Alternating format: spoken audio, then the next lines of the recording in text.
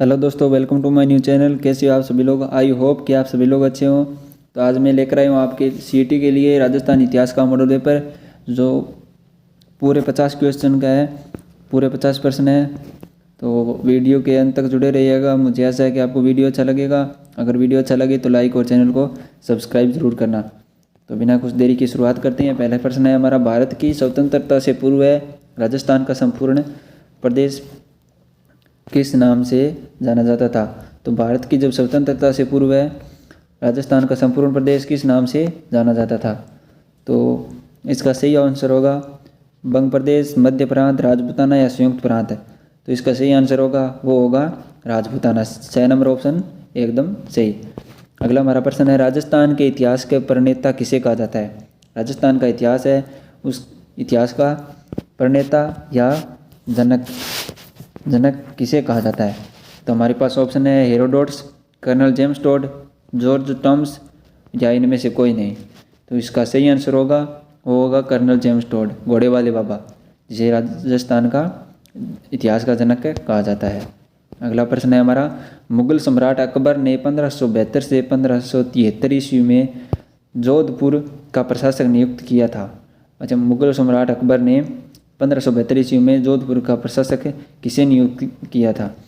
तो हमें ऑप्शन मिले हैं उदय सिंह, राय सिंह, मान सिंह या मालदेव। तो इसका सही आंसर होगा वो होगा राय सिंह। मुगल सम्राट अकबर ने 1572 से 1573 ईस्वी तक जोधपुर का जो राजा था वो राय सिंह को बनाया था। अगला हमारा प्रश्न है, पृथ्वीराज चौहान तृतीय का समकालीन चंदेल शासक कौन था? चंदेल शासक कौन था? जय वर्मा, कीर्ति वर्मा, अशोक वर्मा या परमर्दिदेव? चंदेल शासक था कौन था? तो इसमें हमें 4 ऑप्शन मिले हैं। तो सही आंसर कौन सा होगा? 4 नंबर ऑप्शन एकदम सही आंसर है। अगला हमारा प्रश्न है, राजस्थान के प्रतिहार वंश के संस्थापक हरिश्चंद्र की राजधानी क्या थी? जब प्रतिहार वंश की स्थापना हुई तो हरिश्चंद्र ने किसको राजधानी बनाया था? मेड़ता, जालोर, मंडोर या भीनमाल? सॉरी, ये मंडोर है। तो किसको राजधानी बनाया था?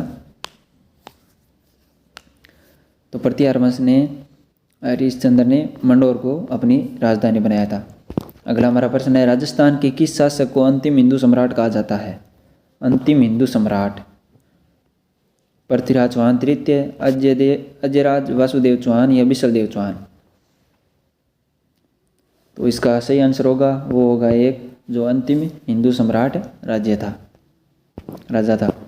नए तरंग किसकी रचना है? नए तरंग की रचना है किसकी रचना है?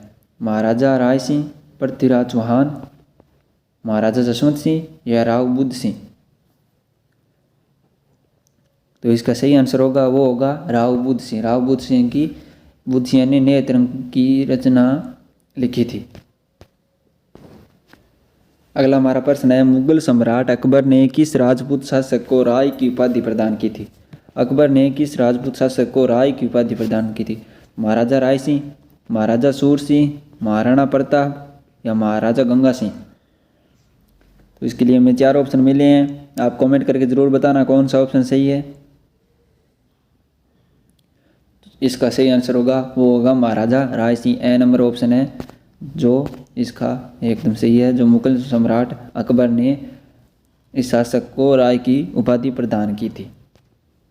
अगला हमारा प्रश्न है 9 नंबर, ग्वालियर प्रशस्ति में किस शासक को नारायण और मलेच्छों का शासक कहा गया है?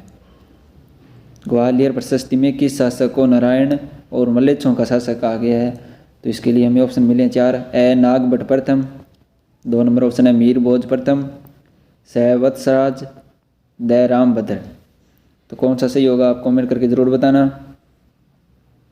तो इसका सही आंसर होगा वो होगा नागभट्ट प्रथम। नागभट्ट प्रथम था जो जिसको नारायण और मलेच्छों का शासक कहा गया है। अगला हमारा प्रश्न है, कर्नल जेम्स टोड ने किस युद्ध को मेवाड़ का मैराथन कहकर संबोधित किया था? मेवाड़ का मैराथन किस युद्ध को संबोधित किया था? तो इसके लिए मैं आपको हिंट ज़रूर दूंगा। इसका हल्दी घाटी सही नहीं है,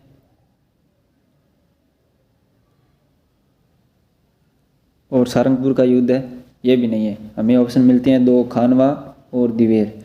तो कौन सा होगा, कमेंट करके ज़रूर बताना। तो इसका सही आंसर होगा वो होगा दिवेर का युद्ध। अगला हमारा प्रश्न है, चौहान राजवंश का प्रारंभिक केंद्र कौन सा था? चौहान राजवंश का प्रारंभिक केंद्र कौन सा था? जालोर, सपादलक्स, रणथंबोर या नागौर? जो प्राथमिक केंद्र था वो कौन सा था? जालोर, सपादलक्स, रणथंबोर या नागौर? तो इसका सही आंसर होगा वो होगा सपादलक्स। अगला हमारा प्रश्न है, आमेर के राजा भारमल ने मुगल सम्राट अकबर की अधीनता स्वीकार कब की थी? आमेर के राजा भारमल ने मुगल सम्राट अकबर की अधीनता स्वीकार कब की थी? तो इसके लिए हमें ऑप्शन मिले हैं 4, 1557, 1562, 1572 और 1602।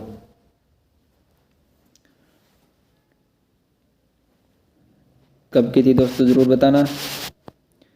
तो इसका सही आंसर होगा वो होगा 1562 ईस्वी। 1562 ईस्वी में आमेर के राजा भारमल ने मुगल सम्राट अकबर की अधीनता स्वीकार करके जोधाबाई का विवाह अकबर से करवाकर वैवाहिक संबंध स्थापित किए थे। अगला हमारा प्रश्न है, जोधपुर रियासत के अंतिम शासक कौन थे? जोधपुर रियासत का अंतिम शासक कौन था? मान सिंह, जय सिंह, उमेद सिंह या इनमें से कोई नहीं? तो इसका सही आंसर होगा वो होगा उमेद सिंह। उमेद सिंह था जो जोधपुर का अंतिम शासक था। अगला हमारा प्रश्न है, किसे मेवाड़ का भीष्म पितामह कहा जाता है? मेवाड़ का भीष्म पितामह किसे कहा जाता है? मोक्कल को, महाराणा लाखा है, सॉरी ये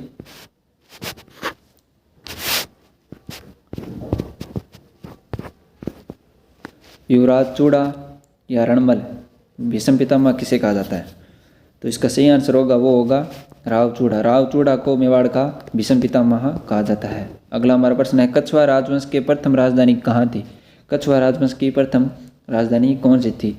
दौसा, आम्बेर, जयपुर या चित्तौड़गढ़?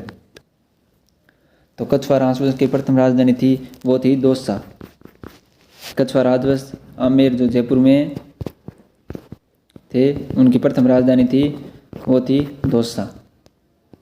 अगला हमारा प्रश्न है, राजपूत शासकों की विदेशी उत्पत्ति का मत किसके द्वारा प्रतिपादित किया गया है? राजपूत शासकों की विदेशी उत्पत्ति का मत किसके द्वारा प्रतिपादित किया गया है? William Crooke, colonel James Tod, Vincent Smith, D R. Bhandarkar? तो इसके लिए हमें 4 ऑप्शन मिले हैं। तो इसका सही आंसर होगा वो होगा colonel James Tod. Colonel James Tod ने राजपूतों को विदेशी जाति बताया गया है। अगला हमारा प्रश्न है, बूंदी के तारागढ़ दुर्ग का निर्माण किस शासक ने करवाया था? बूंदी के तारागढ़ दुर्ग का निर्माण किस शासक ने करवाया था? सुभाष बंड देव ने, बेरी साल ने, जय सिंह या बरसिंह ने? तो इसका सही आंसर होगा वो होगा जय सिंह। जय सिंह ने बूंदी के तारागढ़ दुर्ग का निर्माण करवाया था। सम्राट अकबर ने महाराणा प्रताप से समझौता करने के लिए प्रथम संदेशवाहक किसके रूप में भेजा था? भारमल को, मान सिंह को, कमल खां को या जलाल खां को? ये तो आप सभी को पता ही होगा, भारमल को भेजा था। अगला हमारा प्रश्न है, मारवाड़ के राठौड़ वंश की स्थापना किसने की थी? मारवाड़ के राठौड़ वंश की स्थापना किसने की थी? राव जोधा ने, राव बिक्का ने, राव सिया ने या राव चूड़ा ने? तो इसका सही आंसर होगा वो होगा राव सिया। राव सिया ने मारवाड़ में राठौड़ वंश की स्थापना की थी। तो सही नंबर ऑप्शन सही हो जाएगा। अगला हमारा प्रश्न है, किस चौहान शासक ने अपनी राजधानी शाकंभरी से अजमेर स्थानांतरित किया था? शाकंभरी से अजमेर को स्थापित किया था। अर्णोराज, अजय राज, गोविंद राज तृतीय या विग्रह राज? आपको बता दूं ये दोनों तो नहीं है, तो कौन सा होगा? तो इसका सही आंसर होगा वो होगा 2 नंबर ऑप्शन अजय राज। अजय राज ने अजमेर की स्थापना की थी 1317 ईस्वी में। तब उन्होंने अपनी राजधानी शाकंभरी से अजमेर को स्थानांतरित किया था। अगला हमारा प्रश्न है, अकबर ने चित्तौड़गढ़ के किले पर अपना अधिकार कब किया था? अकबर ने चित्तौड़गढ़ के किले पर अपना अधिकार कब किया था? 25 फरवरी 1568, 15 फरवरी 1572, 6 जून 1576, 25 फरवरी 1572? तो कौन सा होगा, कमेंट करके ज़रूर बताना। तो इसका सही आंसर होगा वो होगा 1 नंबर ऑप्शन 25 फरवरी 1568 को अकबर ने चित्तौड़गढ़ के किले पर अपना अधिकार कर लिया था। अगला हमारा शासक प्रश्न है, किस मुगल शासक ने राजा जय सिंह को मिर्जा राजा की उपाधि प्रदान कर दी? मिर्जा राजा की उपाधि जय सिंह को किसने दी थी? अकबर ने दी थी, जहांगीर ने दी थी, शाहजहां ने दी थी, औरंगजेब ने दी थी। तो इसका सही आंसर होगा वो होगा शाहजहां। शाहजहां ने जय सिंह को मिर्जा राजा की उपाधि प्रदान की थी। अगला हमारा प्रश्न है, किस मारवाड़ शासक ने मुगल सम्राट औरंगजेब के साथ सहयोग की नीति अपनाई थी? किस मारवाड़ शासक ने मुगल सम्राट औरंगजेब के साथ सहयोग की नीति अपनाई थी? इसके लिए हमें ऑप्शन मिले हैं उदय सिंह, मालदेव, जयवंत सिंह या जय सिंह। तो इसका सही आंसर होगा वो होगा जसवंत सिंह। जसवंत सिंह ने औरंगजेब की सहायता की थी। जब इनके विद्रोह औरंगजेब द्वारा सिकुआ के मध्य युद्ध हुआ था, तब जसवंत सिंह ने औरंगजेब की सहायता दी थी। अगला प्रश्न है हमारा, मुगल सम्राट अकबर ने 1574 ईस्वी में किसे जोधपुर का प्रशासक नियुक्त किया था? मुगल सम्राट अकबर ने 1574 में जोधपुर का प्रशासक किसे नियुक्त किया था? तो यूसुफ खां, कल्याणमल, राय सिंह या जय सिंह। तो इसका सही आंसर होगा वो होगा राय सिंह। राय सिंह था वो बीकानेर का राजा था। तो बीकानेर के राजा राय सिंह को 1574 ईस्वी में मुगल सम्राट अकबर ने जोधपुर का प्रशासक नियुक्त किया था। अगला हमारा प्रश्न है, कर्नल जेम्स टोड ने किस शासक को सैनिक बागाना की उपाधि प्रदान की है? सैनिक बागाना की उपाधि प्रदान की है। महाराणा प्रताप, महाराणा सज्जन सिंह, राणा सांगा या उदय सिंह। तो इसमें सही आंसर होगा महाराणा सांगा। महाराणा सांगा थे वो इतने चतुर थे कि सैनिक उनसे डर के भाग जाया करते थे। अगला हमारा प्रश्न है, किस राजपूत शासक को अभिनव भट्टाचार्य के नाम से जाना जाता है? अभिनव भट्टाचार्य, महाराणा कुंभा, राणा सांगा, पृथ्वीराज चौहान, महाराणा प्रताप। ये क्वेश्चन दोस्तों आपके लिए है, तो आप कमेंट करके ज़रूर बताना अभिनव भट्टाचार्य को किसकी उपाधि थी? कमेंट करके जरूर बताना। किस राजपूत शासक को विषम घाटी पंचानन की उपाधि प्रदान की गई है? किस राजपूत शासक को विषम घाटी पंचानन की उपाधि प्रदान की गई है? राणा लाखा, राणा अमीर, राणा सांगा या राणा कुंभा। कौन सा होगा? तो इसका सही आंसर होगा वो होगा विषम घाटी पंचानन राणा अमीर है, जो रणथंभौर के राजा थे। कहाँ के थे? रणथंभौर के। चित्तौड़ को अपनी राजधानी बनाने वाला प्रथम गोहिल शासक कौन था? गोहिल है, ये गोहिल है। चित्तौड़ को अपनी प्रथम राजधानी बनाने वाला प्रथम गोहिल शासक कौन था? तो महाराणा कुंभा, बप्पा रावल, जयतर सिंह या राणा सांगा। तो इसका सही आंसर होगा वो होगा जयतर सिंह। जयतर सिंह ने चित्तौड़ को अपनी राजधानी बनाया था। अगला हमारा प्रश्न है, प्रतिहार राजवंश का वास्तविक संस्थापक किसे माना जाता है? प्रतिहार राजवंश का वास्तविक संस्थापक किसे माना जाता है? नागभट्ट प्रथम, नागभट्ट द्वितीय, मिहिर भोज या वत्सराज। तो इसका सही आंसर होगा वो होगा नागभट्ट प्रथम। अगला हमारा प्रश्न है, प्रसिद्ध संस्कृत नाटक हरिकेली के रचयिता कौन है? तो इसके लिए हमें ऑप्शन मिले हैं अजयराज चौहान, पृथ्वीराज चौहान, विग्रहराज प्रधान नहीं है, ये चौहान है, विग्रहराज चतुर्थ। तो कौन सा होगा इसमें? तो इसका सही आंसर होगा वो होगा विग्रहराज चतुर्थ। प्रसिद्ध हरिकेली के रचयिता जो विग्रहराज चतुर्थ है। अगला हमारा प्रश्न है, किस चौहान शासक ने जवालीपुर को जवालापुर नाम में परिवर्तन कर दिया था? तो जगदेव, विग्रहराज चतुर्थ, देवदत्त या अर्णोराज। इसका सही आंसर होगा वो होगा विग्रहराज चतुर्थ। अगला हमारा प्रश्न है, किसके शासनकाल में जोधपुर को पोलो का घर कहा जाता है? किसके शासनकाल में जोधपुर को पोलो का घर कहा जाता था? जसवंत सिंह, जय सिंह, सरदार सिंह या विजय सिंह या जय सिंह। तो इसके लिए सही आंसर होगा वो होगा सरदार सिंह। सरदार सिंह के काल में जोधपुर को पोलो का घर कहा जाता था।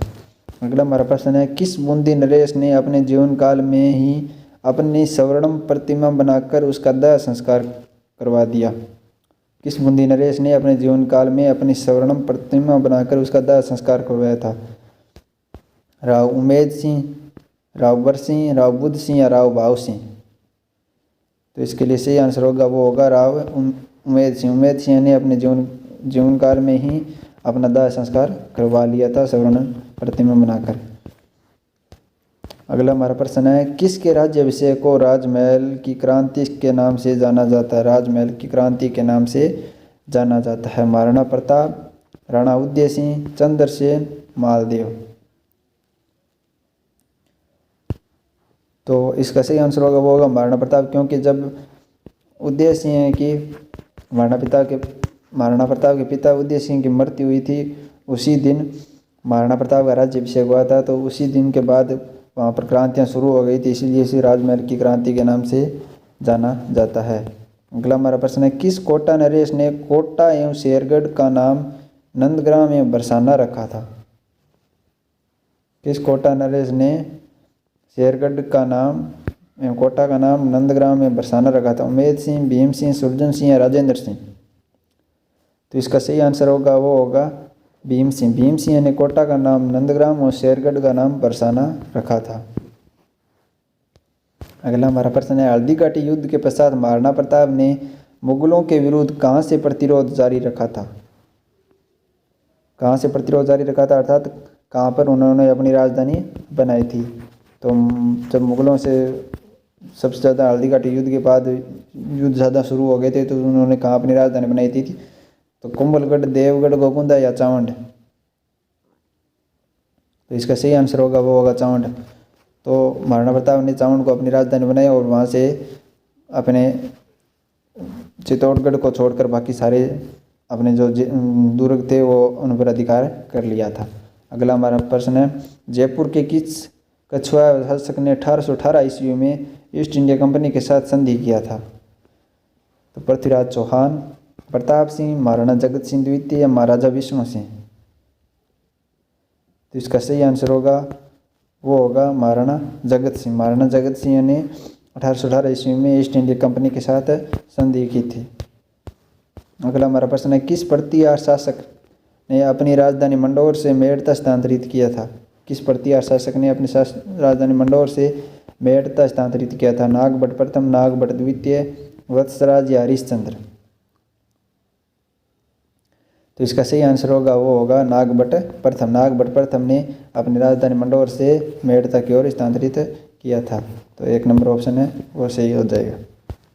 अगला हमारा प्रश्न है, राणा प्रताप की छतरी कहाँ स्थित है? जहाँ 1597 ईस्वी में राणा प्रताप की मृत्यु हुई थी। राणा प्रताप की मृत्यु 1597 ईस्वी में हुई थी, तो उनकी छतरी कहाँ पर बनी हुई है? दिवेर, बाडोली, कालपी या खमनौर? कालपी नामक ग्राम में तो उनकी मृत्यु हुई थी, तो उनकी छतरी कहाँ पर बनी हुई है? तो उनकी छतरी है वो बाडोली गांव भीलवाड़ा में बनी हुई है। कहाँ पर बनी हुई है? बाडोली गांव भीलवाड़ा में। अगला हमारा प्रश्न है, मेवाड़ के सिसोदिया वंश का प्रथम शासक कौन था? मेवाड़ के सिसोदिया वंश का प्रथम शासक कौन था? राणा मीर, राणा लाखा, राणा कुंभा, राणा मोकल? तो इसका सही आंसर होगा वो होगा राणा मीर, क्योंकि जब रतन सिंह के बाद अगला जो शासक बना था वो था राणा मीर। तो राणा मीर के बाद से सिसोदिया वंश का प्रारंभ हुआ था, तो इसलिए सिसोदिया वंश का प्रथम शासक है वो राणा मीर था। 8वीं शताब्दी में प्रसिद्ध एकलिंग जी मंदिर का निर्माण मेवाड़ में किसने करवाया था? एकलिंग जी के मंदिर का निर्माण किसने करवाया था? महाराणा रायमल ने, महाराणा कुंभा ने, महाप्पा रावल ने या महाराणा मोक्कल ने? तो इसका सही आंसर होगा वो होगा बप्पा रावल। आपने सभी ने पढ़ना होगा। एकलिंग जी का मंदिर है कैलाशपुरी गांव उदयपुर में बना हुआ है। कहाँ पर बना हुआ है? कैलाशपुरी गांव उदयपुर में। अगला हमारा प्रश्न है, अजमेर के किस चौहान शासक ने अजमेर में संस्कृत विश्वविद्यालय की स्थापना की थी? संस्कृत विश्वविद्यालय की स्थापना की थी। अजरा चौहान, विग्रहराज प्रथम, विग्रहराज चतुर्थ या अर्णोराज? तो इसका सही आंसर होगा वो होगा विग्रहराज चतुर्थ। विग्रहराज चतुर्थ ने संस्कृत विश्वविद्यालय की स्थापना की थी अजमेर में। अगला हमारा प्रश्न है, मुगल शासक औरंगजेब ने किसके शासनकाल में मेवाड़ राज्य में जजिया कर का वसूला था? किनके शासनकाल में मेवाड़ राज्य में जजिया कर वसूला था? महाराणा अमर सिंह, महाराणा राज सिंह, महाराणा जगत सिंह या महाराणा प्रताप? तो इसका सही आंसर होगा वो होगा महाराणा राज सिंह। महाराणा राज सिंह के काम में औरंगजेब ने मेवाड़ राज्य से जजिया कर वसूला था। अगला हमारा प्रश्न है, किसने मेवाड़ की राजधानी नागदा से चित्तौड़गढ़ स्थानांतरित की? नागदा से चित्तौड़गढ़ अपनी राजधानी बनाई। किसके शासनकाल में हुआ था ये? कुमार सिंह, अलट, राणा सांगा, चैत्र सिंह। तो इसका सही आंसर होगा वो होगा चैत्र सिंह। चैत्र सिंह यानी नागदा से चित्तौड़ की ओर अपनी राजधानी स्थानांतरित की। अगला हमारा प्रश्न है, चित्तौड़ में सिसोदिया वंश की स्थापना का श्रेय किसे दिया जाता है? राणा मीर को, राणा करण सिंह को, राणा कुंभा को या राणा लाखा को? तो इसका सही आंसर होगा वो राणा मीर। हमें पहले भी पढ़ा था, इसके लिए यह दोबारा। दोराई का युद्ध किसके मध्य हुआ था? दोराई का युद्ध है जो किसके मध्य हुआ था? अकबर और हेमू, शेर शाह और हुमायूं, दारा शिकोह और औरंगजेब या इनमें से कोई नहीं? दारा शिकोह और औरंगजेब के मध्य ये युद्ध हुआ था। अगला हमारा प्रश्न है, 1437 ईस्वी में मालवा के शासक महमूद खिलजी व राणा कुंभा के बीच कौन सा युद्ध हुआ था? महमूद खिलजी व राणा कुंभा के मध्य कौन सा युद्ध हुआ था? चंपानेर का युद्ध, भूताला का युद्ध, सारंगपुर का युद्ध या इनमें से कोई नहीं? तो इसका सही आंसर होगा वो होगा सारंगपुर का युद्ध। अगला हमारा प्रश्न है, राजस्थान में स्थित प्राचीन सोनितपुर को वर्तमान समय में किस नाम से जाना जाता है? बहुत ही इंपॉर्टेंट क्वेश्चन है, पेपर में कई बार पूछा गया है। सोनितपुर को किस नाम से जाना जाता है? बीकानेर, भीलवाड़ा, कोटा और बयाना। तो कौन सा होगा इसका सही आंसर? वो होगा बयाना। बयाना है जो भरतपुर में पड़ता है। तो इसको सोनितपुर के नाम से पहले जाना जाता था, लेकिन वर्तमान में बयाना के नाम से जाना जाता है। किसे मारवाड़ का अणबिंद या मोती कहा जाता है? मारवाड़ का अणबिंद या मोती कहा जाता है? चंद्रसेन, दुर्गादास राठौड़, जसवंत सिंह या राणा मीर? तो इसका सही आंसर होगा वो होगा दुर्गादास राठौड़। दुर्गादास राठौड़ को अणबिंद या मोती कहा जाता है। अगला हमारा प्रश्न है, मेवाड़ नरेश, राणा अमर सिंह और राणा करण सिंह का स्मारक राजस्थान के किस जिले में स्थित है? जोधपुर, बीकानेर, उदयपुर, अजमेर? इसका सही आंसर होगा वो होगा उदयपुर। तो दोस्तों आज के हमारे 50 क्वेश्चन कंप्लीट हो गए हैं। आशा करता हूँ आपको वीडियो अच्छा लग गया होगा। अच्छा लगे तो लाइक करना और चैनल को सब्सक्राइब करना। मिलते हैं अगले नेक्स्ट वीडियो में, तब तक के लिए धन्यवाद और थैंक यू जो मेरे पूरा वीडियो देखने के लिए।